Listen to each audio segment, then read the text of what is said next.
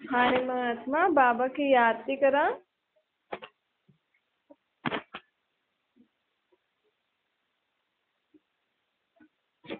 बाबा खे यादि करे बाबा जो ज्ञान थी ॿुधां। ओम शांति। अॼु मिठा मिठा श्री बाबा ब्रह्मा जे तन द्वारा चवनि मीठे मीठे बच्चे बाप हाणे संगम युग ते आया आहिनि आत्माउनि खे वरी खां वरसो ॾियण। परमात्मा आहे न, परम आत्मा आत्माउनि खे वरसो ॾियण ईंदी आहे। वरसे में छा ॾींदी आहे? शक्तियूं, गुण, ज्ञान। इहो परमात्मा जो आत्माउनि जे लाइ वरसो आहे। ॾिसो, असां भक्ति मार्ग में बि भॻवान खां त इहे ई घुरंदा आहियूं न।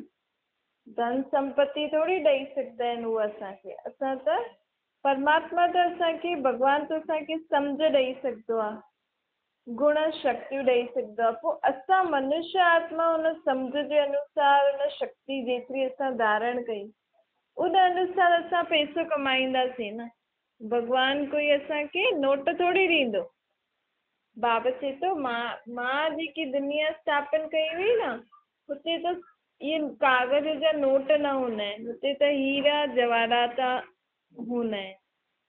सिक्का जेका हूंदा आहिनि उहे सोने ऐं हीरे जा हूंदा आहिनि। इहे त कागज़ जा नोट त हाणे कलयुग जो धन आहे। इहो कलयुग जो धन पाप आत्माउनि जो धन आहे न। इहो बाबा चए थो हितां जो धन कोई कम जो न आहे।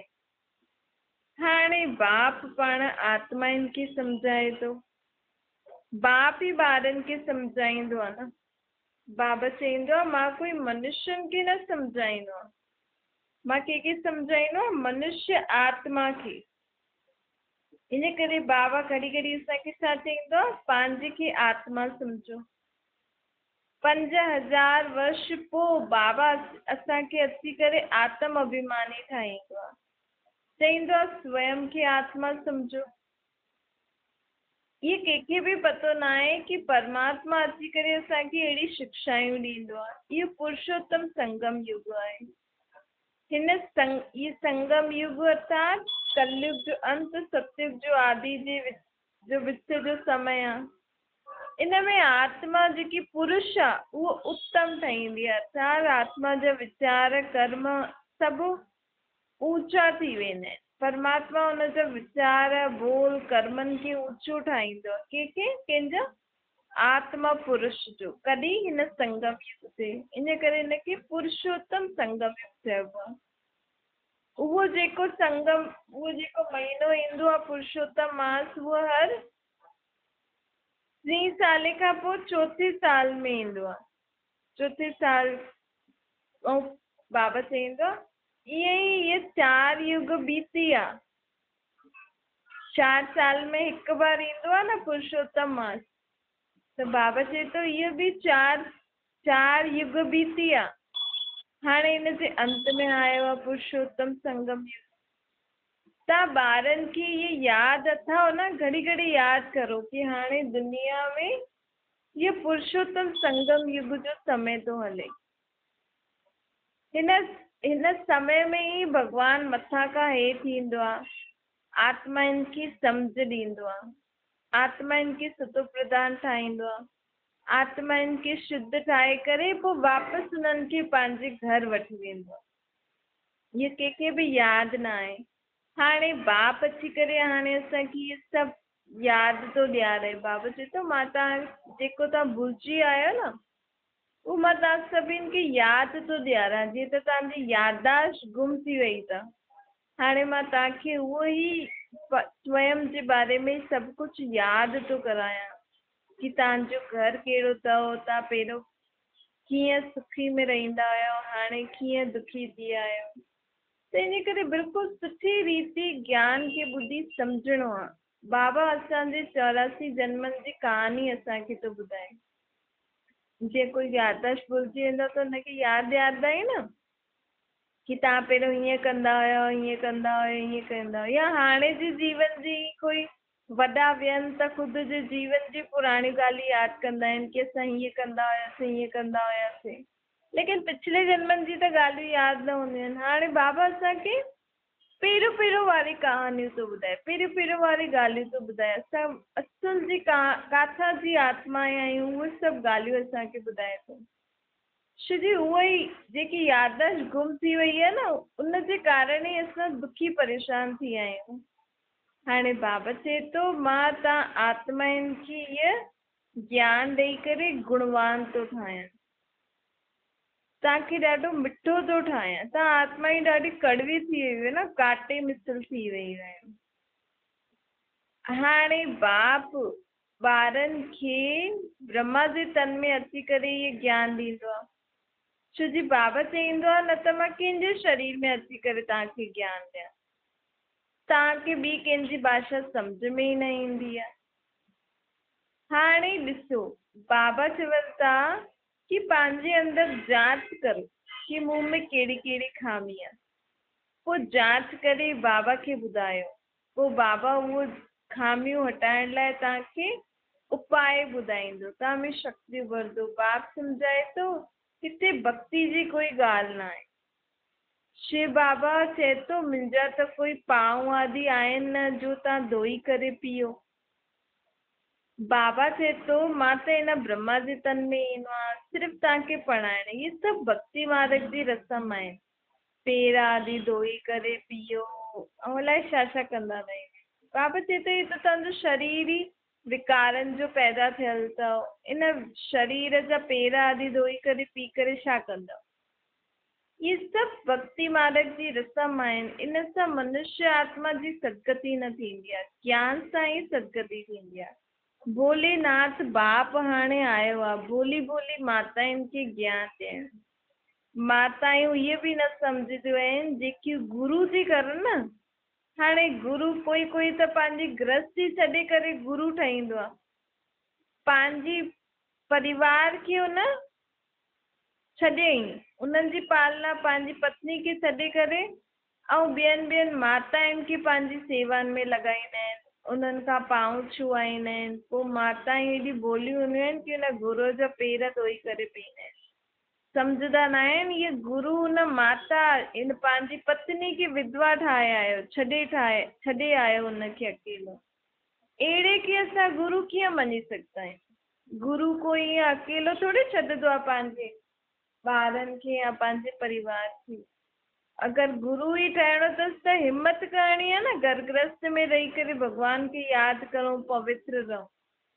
हुन स्त्री खे अकेलो छॾे ख़ुदि गुरू जी पद ते वेठो आहे, इहो त कोई क़ाइदो न आहे। बाबा चए थो तव्हां माताऊं एॾी भोलियूं आहियो जो दुख थींदो अथव त कोई कुझु बि चईंदो आहे त झटि मञी वेंदा आहियो। परंतु बाबा चए थो हाणे हर हिकु ॻाल्हि खे सम्झणो खपे। इन करे बाबा इहो ज्ञान माताउनि खे ई पहिरियों ॾींदो आहे। इहो ज्ञान जो ज्ञान बाबा इहो ज्ञान विश्व में ॿुधाइण लाइ कंहिंखे निमित्त ठाहियो अथई? माताउनि खे।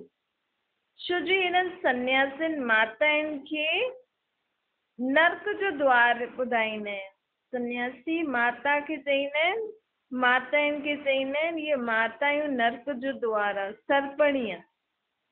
अहिड़ा शब्द चई करे माताउनि खे छॾे वेंदा आहिनि, ख़ुदि वञी सन्यास कंदा आहिनि। पोइ गुरू ठहींदा आहिनि न, पोइ उन्हनि जी देखभाल करणु ज़्यादातर केरु हूंदियूं आहिनि? माता ई हूंदियूं आहिनि। बाबा चए थो हाणे मां उन्हनि ई माताउनि खे अची करे ऊचो थो उठायां। इहे ई माताउनि जी सर ते मां ज्ञान जो कलश रखियो आहे। इहो जेको बि ज्ञान जेको माताऊं ॿुधाइनि थियूं, जेको मां उन्हनि खे ॾिनो आहे, इन ज्ञान ॿुधण सां मनुष्य आत्मा स्वर्गवासी थी सघंदी आहे। त सन्यासियुनि छा चयनि कि माताऊं नर्क जो द्वार आहे। हाणे बाबा माताउनि खे निमित्त ठातो अथई कि तव्हां ज्ञान ॾियो जंहिंसां उहो स्वर्ग में वञी सघनि। त माताऊं थी वियूं स्वर्ग जो द्वार ॾेखारण वारी। बाबा चए थो मां जॾहिं आयो आहियां, जॾहिं खां मां आयो आहियां तॾहिं खां मां इहो ई चयो आहे न, पंहिंजे पाण खे आत्मा सम्झो ऐं मूंखे यादि करो ऐं विकारनि खे छॾियो। इन विकारनि ते ई हंगामो थींदो आहे, परंतु सम्झंदा न आहिनि। गीता में बि त लिखियलु आहे न, काम मां शत्रु आहे। बाप सम्झाईंदा आहिनि पंहिंजे पाण खे ॾिसो असां में कहिड़ा कहिड़ा अवगुण आहिनि। व्यापारी जेका हूंदा आहिनि वो रोज़ पंहिंजो पोता मेल ॾिसंदा आहिनि, केतिरो फ़ाइदे में आहियो केतिरो घाटे में आहियो। तव्हां बि पंहिंजो पोता मेल रखो, केतिरो समय असां बाबा खे यादि था करो, केतिरो समय असां सुठा गुण पंहिंजे अंदरि सुठा गुण धारण करे हलूं था। पोइ आपे ई राति जो जॾहिं जांचंदव त आपे ई पतो लॻी वेंदो कि अॼु मां हिनखे हीअं चयो, अॼु हीअं सोचियो, अॼु मां बाबा खे त बिल्कुलु यादि ई न कयो, फालतू फालतू ॻाल्हियूं यादि कयूं। त पोइ अटेंशन रहंदो छोजी हाणे बाबा खे जेसिताईं यादि न कंदासीं तेसिताईं आत्मा में शक्ति कीअं ईंदी सुठा गुण सुठी ॻाल्हियूं धारण करण जी। बाबा चईंदा आहिनि ॿार ध्यानु रखो, पंहिंजी जांच रखो। इन समय मां आयो आहियां हिन दुनिया खे स्वर्ग ठाहिण। स्वर्ग बि सॼी सृष्टि ते ॾाढी वंडरफुल दुनिया हूंदी। 5000 साल पहिरियों हिन दुनिया में स्वर्ग हुयो, हाणे वरी स्वर्ग जी स्थापना थी थिए। ॿारनि खे त जेका ॾाढी समय खां भक्ति कंदा आहिनि न, जो चईंदा आहिनि कि असां तव्हां ईंदव त असां तव्हांजे मथां वारी वेंदासीं। हाणे बाबा चए थो मां हाणे आयो आहियां, पोइ मुंहिंजे मथां वारी वञो, हाणे जेको मां चवां थो उहो करो। मां कुझु ज्यादा थोरी थो चवां, मां त चवां थो स्वयं खे आत्मा सम्झो, मूंखे निराकार रूप में यादि करो, ॿियो पवित्र रहो। ॾिसो बाबा चए थो माण्हुनि त अहिड़ा अहिड़ा चित्र ठाहे छॾिया आहिनि कि नारायण जा पांव लक्ष्मी थी दबाए। हाणे नारायण देवता सभिनि जो सतयुग जो कि सतयुग जो महाराजा आहे नारायण। उन जा केतिरा दास दासी प्रजा हूंदा, उनजे घर में केॾा कमु करण वारा माण्हू हूंदा। त नारायण थकंदो छा? त नारायण कुझु कम ई न कंदो आहे, सभु हुन जा दास दासी प्रजा कंदा आहिनि। त नारायण जॾहिं थकंदो न त लक्ष्मी छो हुन जा पांव दबाईंदो? ऐं चलो पांव बि थकंदो बि त ॿिया हेॾा दास दास बि त हूंदा न हुन जा, त लक्ष्मी छो हुन जा पांव दबाईंदी? सतयुग में पहिरीं ॻाल्हि त ईअं शरीर असांजो हूंदो ई न आहे जो असांजे शरीर खे सूर थियनि या असां थकी वञूं। उहो त आहे ई सुखनि जी दुनिया, निरोगी दुनिया आहे न।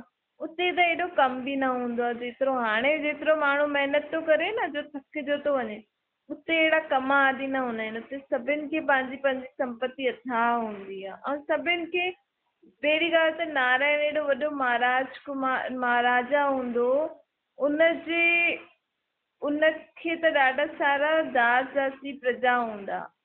त बाबा चए थो इहे लक्ष्मी जो जेको ॾेखारिनि इहे बि चित्र ठीकु न आहे। अहिड़े अहिड़े चित्रनि ते ध्यानु ॾियणो खपे कि लक्ष्मी छो नारायण जा पांव दबाईंदी।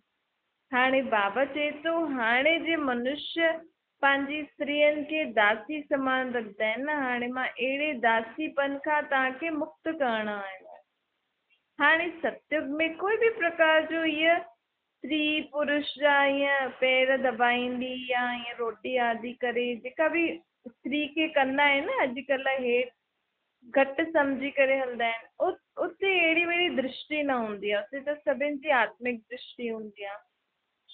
बाबा चवनि था ॿार सुठी रीति पुरुषारत करो, अहिड़ी दुनिया में हलणो अथव, दैवी गुणनि जी धारणा करणी आहे, गुप्त पुरुषारत करणो आहे, पंहिंजे अंदरि गुप्त ई गुप्त महिनत करणी आहे। अंदरि ई अंदरि पंहिंजे कर्मेंद्रियनि खे ॾिसंदा रहो कि मुंहिंजी कर्मेंद्रिय कीअं कमु थी करनि, मुंहिंजी आत्मा में जेको मन आहे उहो कीअं कीअं छा छा थो सोचे, ऐं जांच कंदा रहो ऐं पंहिंजे पाण खे सुधारंदा रहो। बाबा चए थो तव्हांखे आज्ञाकारी फरमान बरदार ठहिणो अथव। ॿारनि खे त हाणे ॾाढी महिनत करणी आहे, सुठा सुठा पंहिंजा मैनर्स ठाहिणा आहिनि न, मैनर्स ॾाढा सुठा हुजणा खपनि असांजा। दैवी मैनर्स हाणे खां ई धारण करणा आहिनि न, आत्मा ई त संस्कार खणी वेंदी आहे न, आत्मा में हाणे खां ई उहा दैवी मैनर्स जा संस्कार धारण करणा आहिनि। आत्माउनि खे गुलगुल ठहिण बाबा आयो आहे। हाणे आत्मायूं कारी थी वियूं आहिनि न, बाबा चवनि कोयले जहिड़ी कारी थी वियूं। कृष्ण खे केॾो कारो ॾेखारींदा आहिनि, काली खे ॾिसो केॾो कारो ॾेखारींदा आहिनि। छो जे आत्मा ई अहिड़ी विकारी में कारी कोयले जीअं थी वियूं आहिनि न। हाणे अहिड़ी कोयले जहिड़ी आत्माउनि खे हीरे मुआफ़िक ठाहिण में परमात्मा खे केॾी महिनत करणी पवंदी आहे।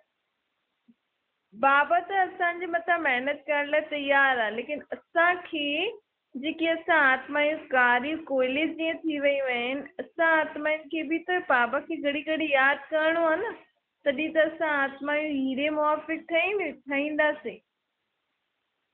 कुछ भी करो, चाहे रोटी पकायो, सब्जी आदि ठाहियो, कुछ भी करो, बस बाबा खे यादि कंदा रहो। ईअं ई सोचो बाबा जी यादि सां मुंहिंजी आत्मा हीरे मुआफ़िक ठहे थी, मुंहिंजो संस्कार स्वभाव परिवर्तन था थींदा वञनि। मां आत्मा सर्व जन्म जन्मांतर जे पाप कर्मनि सां मुक्त थी थींदी वञा। अहिड़ी आत्मा खे असांखे सतो प्रधान ठाहिणो आहे, पंहिंजी आत्मा खे असांखे सतो प्रधान ठाहिणो आहे। ख़ुशी हुजणी खपे कि अहिड़े बाबा अची करे असांखे एॾो सहज उपाय थो ॿुधाए। असां त भक्ति मार्ग में केतिरी महिनत, केतिरा धक्का खाधासीं, हाणे बाबा अची करे असांखे सभु धक्कनि सां छुड़ाए थो न। केतिरी सहज तरीक़े सां सर्व प्राप्ति थो कराए। भक्ति मार्ग में त केॾी महिनत करणी पवंदी आहे। बाबा चए थो अगरि कंहिंमें कोई भी विकार आहे त उहो बि आसुरी अवगुण आहे न। ये काम, क्रोध, लोभ, मोह, अहंकार, ये भी आसुरी अवगुण ई आहिनि न। इहे सभिनि खां वॾा भूत आहिनि। इन्हनि खे कढणो आहे बाबा जी यादि सां। हिन भूतनि खे भॻाइण लाइ कोई जाड़ा आदि न रखाइणी आहे, कोई पूजा आदि न कराइणी आहे। हिन भूतनि खे भॻाइण लाइ सिर्फ़ु स्वयं खे आत्मा सम्झो, बाबा खे यादि करो। बाबा त चए थो तव्हां इन मनमना भव जे मंत्र अर्थात आत्मा सम्झी करे परमात्मा खे यादि करण सां तव्हांजी सर्व मनोकामना पूरी थी वेंदी। कॾहिं सतयुग में। हाणे त असांखे कोई आश न रखणी आहे। हाणे त असां आत्माउनि जी सिर्फ़ु हिकु ई आश हुजणी खपे कि मां आत्मा जेकी कारी कोयले जीअं थी वई आहे, उहो परमात्मा खे यादि करे मां हीरे मुआफ़िक ठही वञा, मूं में कोई दाग न रहे। बाबा चए थो भल माण्हुनि जो शरीर ॾाढो सुठो आहे, गोरो आहे, चमकीलो आहे, लेकिन अंदर जी आत्मा कारी आहे। पाण चईंदा आहियूं न कि भल इहे दिखाए सूरत सां त ॾाढो सुठो आहे, अंदरां कारो आहे। अंदरां कारो मतिलबु हुनजी आत्मा कारी आहे, अर्थात हुनजी आत्मा जी सोच सुठी न आहे, हुनजी आत्मा जा संस्कार स्वभाव सुठा न आहिनि, हुनजी आत्मा जा पिछले जन्म जन्मांतर जा पाप ॾाढा आहिनि। तॾहिं त माण्हुनि खे दुख थिए थो। अॼु चऊं असां माण्हू केॾो सुठो सुठो कमु थो करे, त बि मनुष्य आत्मा खे दुख त थिए ई थो न। हिन जीवन में भले उहो केतिरो बि सुठो थो करे, असांखे सुठो थो लॻे, लेकिन साम्हूं वारे खे सुठो लॻे थो न लॻे थो। ॿियो पिछले जन्मनि जा जेका पाप कर्म आहिनि उहो कीअं थींदा, जेकी घड़ी घड़ियूं अलॻि अलॻि बीमारियूं थी अचनि, हिकु त असांजी सोचण सां, ॿियो हिनखे चइबो आहे कर्म भोग। जेकी बीमारियूं ईंदियूं आहिनि न, इहे कर्म भोग हूंदियूं आहिनि। बाबा चईंदो आहे कर्म भोग खे कर्म योग सां चुक्तो करो। कॾहिं बि तव्हांखे कोई बि बीमारी आहे, शरीर में कोई तकलीफ़ थिए थी, त जेतिरो थी सघे ओतिरो असां जेतिरो पंहिंजो थोरो बहुत बि कर्म कंदा रहंदासीं न, भले ज़्यादा नथो थिए, थोरो बहुत बि कर्म कंदा रहंदासीं न, त इहे कर्म परमात्मा खे यादि करे कर्म कंदा रहो। बस शरीर खे तकलीफ़ थिए थी, लेकिन जेतिरो करे सघो था उहो करो। छो जी उहो कर्म भोग परमात्मा जी यादि में रही करे असां कर्म कंदासीं त उहो चुक्तो जल्दी थी वेंदो आहे। ऐं इहे असां बीमारी में सुम्ही पऊं, ईअं लेटी पऊं त ॿिया वीचार ईंदा आहिनि, ॿियो बीमारी वधंदी वेंदी आहे। त बाबा चए थो हिन कर्म भोग खे कर्म योग अर्थात मूंखे यादि करे कर्म करे चुक्तो करो। हाणे बाबा चए थो कि तव्हां ॾाढा ॿारनि जी दिलि थींदी आहे कि असां बाबा जहिड़ा ठहूं, असांखे बि बाबा जी अनुभूति थिए, असां बि बाबा जी हर ॻाल्हि मञूं ऐं अहिड़ा ठहूं। त बाबा चए थो आहे ॾाढो सहज, जेतिरो जेतिरो पंहिंजे खे आत्मा सम्झंदो, परमात्मा खे पंहिंजो पीउ सम्झंदो, ॾिसो अगरि असां चऊं अॼु असां जेकी ॻाल्हियूं ॿुधूं था असां चऊं असांजे पीउ असांखे ईअं चयो अथई त बाप चयो अथई त झटि कर्मनि में लाहिणो खपे न। त परमात्मा जी हर श्रीमत खे कर्म में लाहिण लाइ परमात्मा खां उहे सर्व शक्तियूं गुण पंहिंजी आत्मा में धारण करे सघूं असां। जल्दी जल्दी आत्मा खे प्राप्ति थींदी वञे, जल्दी जल्दी आत्मा में परिवर्तन थींदो वञे। इन जे लाइ असांखे परमात्मा सां संबंध पक्को जोड़णो आहे कि उन सां मुंहिंजो संबंध छा आहे। जॾहिं असांखे संबंध जी स्मृति रहंदी न, छो जे अञा ताईं त असां भॻवान खे भॻवान जे रूप में यादि कंदा हुआसीं, भले चईंदा हुआसीं तूं माता पिता सां बालक तुंहिंजा, लेकिन कॾहिं बि पीउ जे संबंध में असां हुनखे उन रीति यादि न कयो। कॾहिं बि सर्व संबंधनि सां असां भॻवान खे उन रीति यादि न कयो, छो जी बुद्धि ॾाढी जगहनि में भटकल हुई न, अलॻि अलॻि रूपनि में बुद्धि भटकल हुई, इन करे सर्व संबंध निभाए न सघियासीं। हाणे त असांखे केॾो सहज तरीक़ो बाबा ॿुधाए अथई कि तव्हां आत्मा आहियो, तव्हां आत्मा जो मां पीउ परमात्मा आहियां। हाणे मूंसां त सर्व संबंध निभायो स्वयं खे आत्मा सम्झी करे। आत्मा ई त अलॻि अलॻि संबंध निभाए थी न। तव्हांजे घर परिवार में जेतिरा बि माण्हू आहिनि उन्हनि जो शरीर जे अंदरि केरु आहे? आत्मा ई आहे न। उहो आत्मा उन शरीर द्वारा तव्हां सां उहो फलानो फलानो संबंध निभाए थी। अॼु कंहिंजी आत्मा शरीर थी छॾे त आत्मा थोरी मरी, लेकिन उहो आत्मा उन शरीर सां गॾु मूंसां जेको संबंध निभाए थी न, उहो संबंध ख़तमु थी वियो। उहो संबंध असां वापसि हाणे 5000 साल पोइ निभाए सघंदासीं। त मनुष्य आत्मा खे दुख छो थींदो आहे? सम्झ त न हूंदी आहे, लेकिन बाबा चए थो कि आत्मा थोरी मरी आहे, लेकिन तव्हां कंहिंजे लाइ था दुखी थियो? हुन शरीर जे लाइ था दुखी थियो कि उहो शरीर ख़तमु थी वियो। ॾिसंदे न फलानो ख़तमु थी वियो, बसि वयो वयो वयो वयो, अर्थात आत्मा हुनजी न वई आहे, हुनजो शरीर वियो आहे। उहा आत्मा हुन शरीर सां गॾु जो बि मूंसां गॾु संबंध निभाए पई, उहो हुनजो पार्ट पूरो थी वियो। हाणे अगरि हुन आत्मा सां अञा आत्मा जो मूंसां अगरि कोई ॿियो बि हिसाब किताब रहियल हूंदो त उहो ॿियो शरीर वठी करे ॿिए संबंध सां मूंसां गॾु पार्ट वॼाईंदी। फ़र्क़ु त एतिरो ई आहे न। ॾिसो अॼु नाटक मूवी वग़ैरह आहे, हिकु ई एक्टर अलॻि अलॻि मूवी में, अलॻि अलॻि सीरियल में अलॻि अलॻि पार्ट थी वॼाए अलॻि अलॻि माण्हुनि सां। उहो ई हिकु आत्मा बि एक्टर आहे। इहा ॻाल्हि असां सम्झी छॾूं न त असांखे कॾहिं बि दुख न थींदो, छो जो इनखे असां रोके न सघंदा आहियूं। असां बि पहिरों, मां आत्मा बि पहिरों कहिड़े जनम में कंहिंसां ॿिए कंहिंसां गॾु असां पार्ट वॼाए आयासीं, त हुतां बि असां आया आहियूं। हुन खां पहिरों ॿियो किथे हुयासीं, पहिरियों किथे हुयासीं, हुन खां पहिरियों असां सतयुग में हुयासीं। असां सतयुग में अलॻि अलॻि आत्माउनि सां पार्ट वॼायासीं। हाणे अलाए कहिड़ियूं आत्माऊं हुयूं सतयुग में असां सां गॾु जो असां पार्ट वॼाए आयासीं। हाणे एॾा पार्ट वॼाए करे हाणे हिन शरीर में आया आहियूं। त बाबा चए थो इहा ॻाल्हि सम्झो, आत्मा एक्टर आहे न। हाणे हुनजो हिते बि पार्ट जॾहिं पूरो थी वेंदो त उहो शरीर छॾे वञी ॿियो पार्ट वॼाईंदी, ॿियो शरीर वठी करे। हिन में असांखे दुखी परेशान न थियणो आहे, छो जी ॿियो असां अगरि दुखी परेशान थींदासीं त उहा आत्मा जाॾे बि वेंदी आहे न पार्ट वॼाइण, ॿियो शरीर वठण वठी करे, त असांजे दुख जा वाइब्रेशन हुन आत्मा ताईं पहुचंदा आहिनि। शरीर त ख़तमु थी वियो, असां हुनखे पहचाने नथा सघूं अलाए कहिड़े शरीर में आहे, न उहो असांखे पहचाने सघंदी। सम्झो असां मिलूं बि, असांजे परिवार में ई उहा आत्मा जनम वठी आई आहे ॿियो शरीर, असां हुन नंढे ॿार खे ॾिसी करे ख़ुशि था थियूं, लेकिन साथ साथ उन पिछले जेको बि वियो उनजे लाइ बि दुख था थियूं, सोचूं था उहो बि हुजे हा त ॾिसी करे ख़ुशि थिए हा। लेकिन बाबा चए थो अगरि उहो ई आत्मा इहे नंढे ॿार में आहे त ॾिसो केॾो फ़र्क़ु थी वियो न। पोइ त असांखे कहिड़ी ॻाल्हि जो दुख ई न थिए। वो पिछलो शरीर ख़त्म थी वियो, हाणे उहा ई आत्मा ॿियो शरीर वठी करे आई आहे।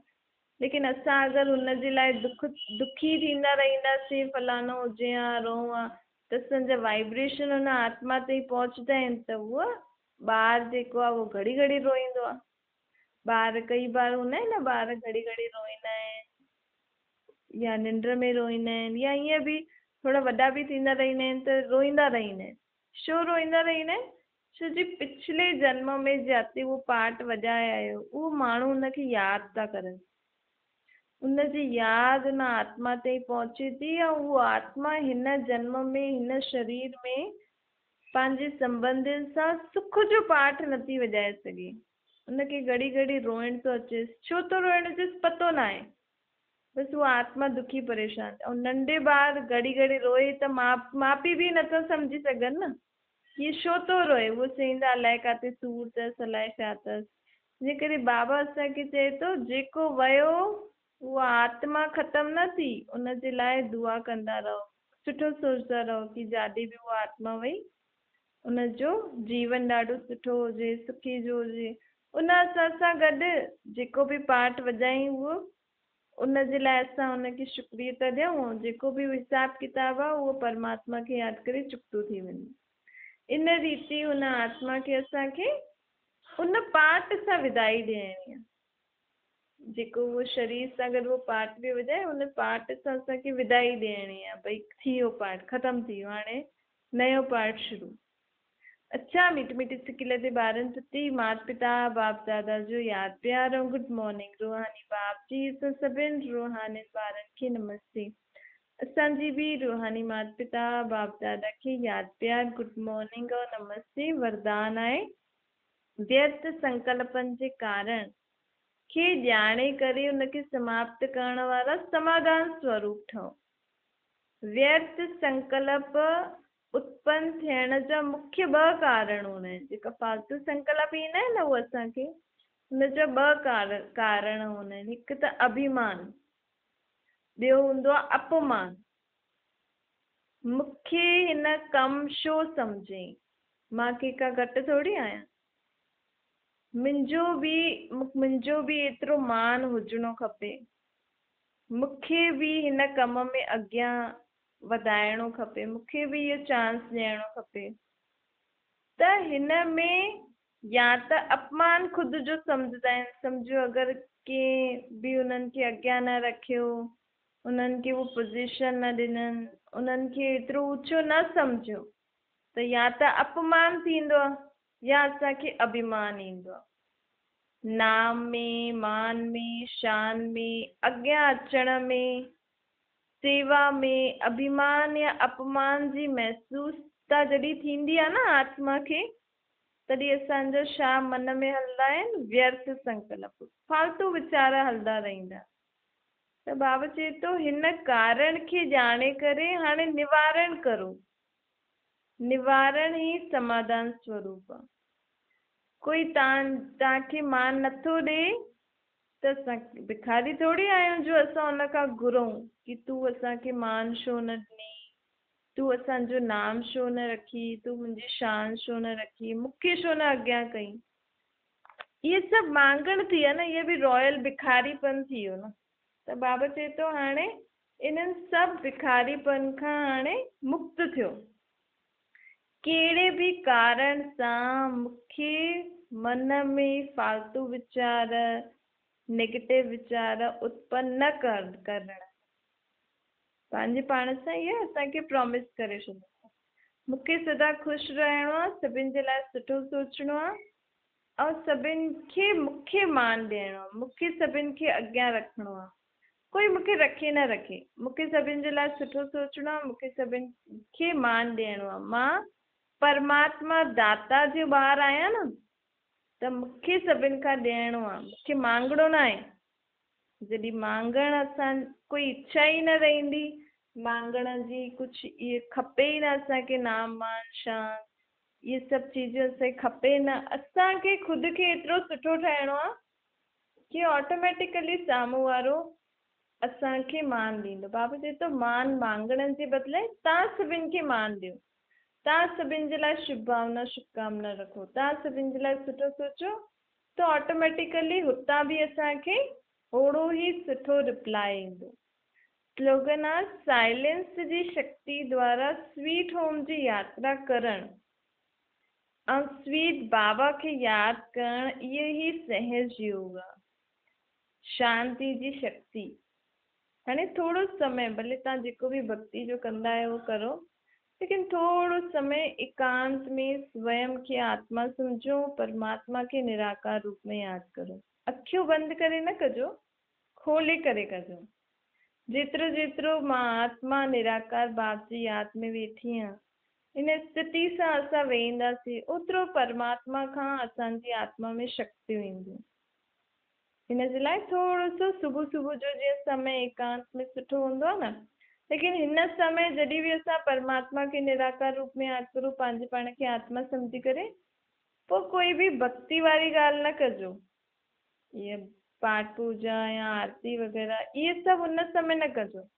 हिन समय सिर्फ़ु शांति सां आराम सां जीअं तव्हांखे सुठी तरह लॻे थो वेही करे, लेटी करे बि करे सघंदा आहियो। निंड नथी अचे तो स्वयं खे आत्मा समझो, लेटे लेटे भी, और परमात्मा के निराकार रूप में याद करो। बस ये ही साइलेंस जी शक्ति आत्मा में जमा थींदी और इन सां आत्मा में सर्व शक्तियों गुण ज्ञान समझेंगे।